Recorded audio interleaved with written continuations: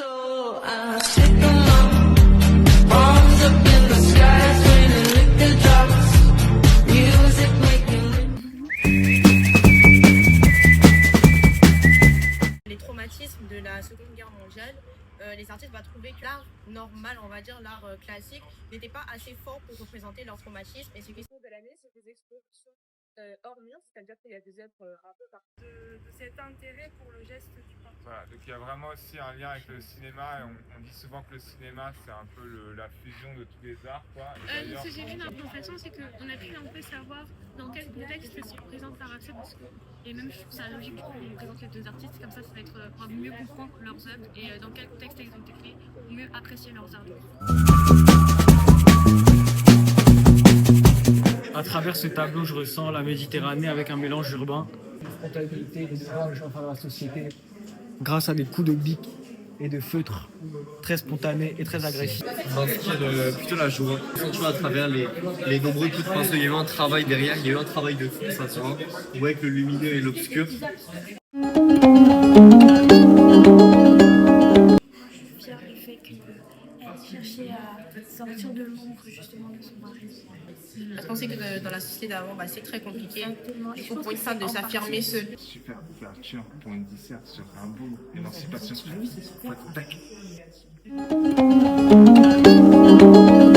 Et du coup, vous pensez que cette non-utilisation d'outils traditionnels pour ces peintures, c'était plus lié à son côté marginal ou son intérêt pour l'abstrait?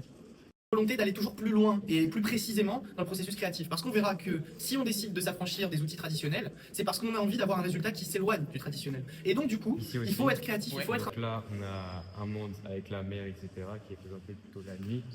La fumée, qui représente la transition. Ah, c'est super. C'est meilleur ça. Non, je pense que c'est pas photo. Il y a photo? Non, il n'y a pas photo. C'est son tombeau. Pour moi, c'est son tombeau. Tout ça, c'est son tombeau. Ça, c'est sa mort. Tout ça, c'est son âme. Tout ce qu'il a voulu montrer, c'est son âme, c'est sa mort, c'est sa vision. Mais j'ai bien aimé que le viol sur les hommes soit bien avancé. C'est pas un sujet qu'on avance souvent. C'était très souvent coupé et rapidement enchaîné. C'était dans l'histoire. Le film, Complexe. t'as pas trop aimé? Il a pas aimé.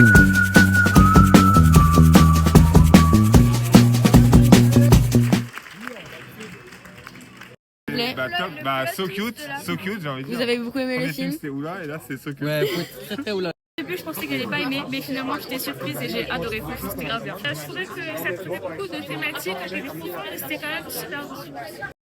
Tu mets combien au film? Je crois qu'on a genre 10, mais 9. Toi, tu mets combien de ça? Je pense 8,50. Moi, je mets 8. C'était pas le meilleur combat, mais c'est pas le film. En vrai, le film qu'on a vu, je l'ai pas trop aimé. Il était un peu, je trouve, monotone. Genre, je pense que si on se concentre un peu plus sur ce qui s'est passé, voilà, j'ai pas trop aimé. En soi, je pense tout ce qui est plan, les paysages, la musique, c'était super bien choisi. Vraiment juste des faits. On n'avait pas de mouvement, on n'avait pas de plot twist, mais vraiment en tant que spectateur, on n'avait pas le sentiment d'être dans une sorte. Bonjour. Je m'appelle Ryota Bando. Je viens du Japon.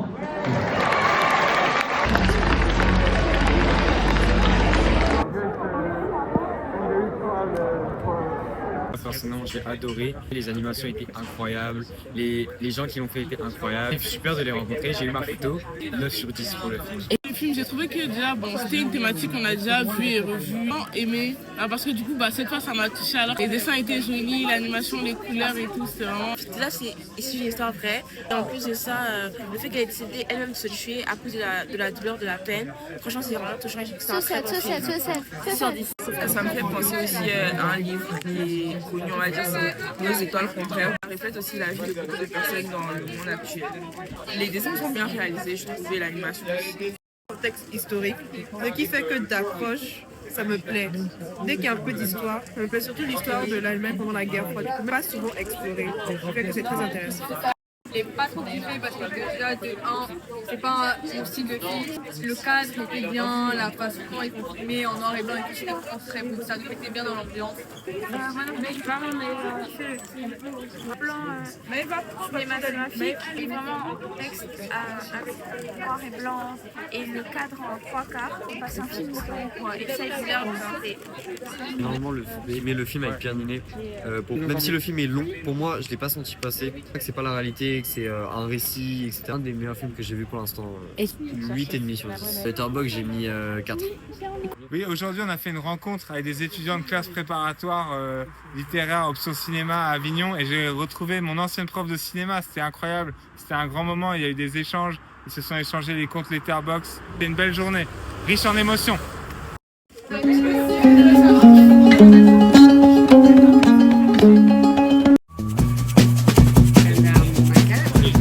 It's giving Napoleon.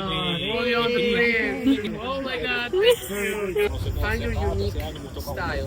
Genre, l'histoire elle est belle, bien décrite, mais genre, je trouve que ça aurait mérité d'être plus approfondi, cet ennemi. Moi personnellement j'ai bien aimé le film, c'est vrai que j'ai trouvé que du côté de la policière c'était pas totalement abouti, mais l'histoire a été bien écrite et j'ai trouvé la mère et le fils et j'ai trouvé ça très mignon. Mais du coup, j'ai trouvé le film assez intéressant. J'ai mis un peu de temps à reprendre, mais c'est parler d'un sujet de la vie de tous les jours et d'un truc important. Du coup, j'ai plutôt aimé savoir 5 sur 10. Okay. Alors, en fait, là, on est un peu embêté pour être honnête, parce qu'on a le choix entre aller au Grand Palais et en même temps aller voir un film sur la plage, ce qui est bien de finir comme ça avec un film voilà, qui donne des good vibes. Le Grand Palais, ce sera un film un peu triste, donc c'est un dilemme un peu compliqué. Après, un grand dilemme, c'est le Grand Palais qui a gagné. Grand Palais, c'est incroyable, ouais, wouh! T'es content d'être au Grand Palais? Je suis ravi, je suis trop heureux.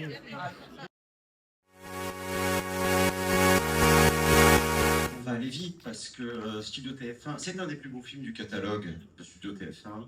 Pour la fin, parce que on essaie d'imaginer, on trouvait son innocence en fait, parce que dès qu'elle a en fait, au départ, il y avait une sorte de touche d'humour et le fait que genre, t'attends pas à ce qu'il fasse ça. Oui. Tu t'attends au pire et tu te dis ça peut pas être un film où ça se passe ça, tu vois.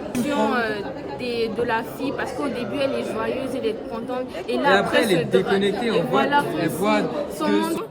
10 sur 10, franchement, rien à dire. 10 sur 10, j'ai trop aimé le film. En vrai, le dernier film était bien. Après, la fin était un peu gnangnan. Et par rapport à l'époque, parce qu'on est en 1930, donc c'est dans le thème. Et on l'a vu le dernier jour au Grand Palais, ça vous a plu? J'aurais préféré, je pense, voir le film d'animation ici, celui à We Are Aliens. J'aurais préféré. Moi, je trouve qu'on clôture bien. Palme d'or. On va voter les meilleurs acteurs en représentation, interprétation masculine, interprétation féminin. Prix du scénario et prix de la mise en scène. Parce qu'en fait, j'ai trouvé que la scène était très explicite. Souvent, on va parler du viol envers les femmes, mais c'est intéressant de mettre en scène aussi un viol envers les hommes pour qu'on puisse aussi comprendre que ça ne concerne pas uniquement les femmes. C'est de voir ce film, personnellement, ça a révélé des choses qui étaient tellement dures. Sur moi, personnellement, le plus dur à voir. De tous les films qu'on a vus, et je dois avouer que ça a vraiment commencé fort. Pour le coup, que ce soit le premier film qu'on a regardé, ça m'a marqué. Ça a vraiment été différent de tous les films, et même la thématique, et on va dire un peu la signification derrière ça, parce qu'après, le fils avait dit à son père, tu es faible. Et on sait que c'est ces mêmes mots-là qui... Son père est mort, en fait, vu qu'il les a dit à son ami avant de mourir. On va passer au vote fatidique à Palme d'or. Donc vous allez pour le prix de la mise en scène. Remontant. Quelques jours à Nagui. Là, c'est pour le prix du meilleur scénario. Et We Are Aliens. Ouais, bravo. De la meilleure interprétation masculine. Pierre Ninet. Le prix de l'interprétation féminine. Sophia Loren. Oui. Maintenant, dépouillement pour la Palme d'or. Ouais. We Are Alien encore.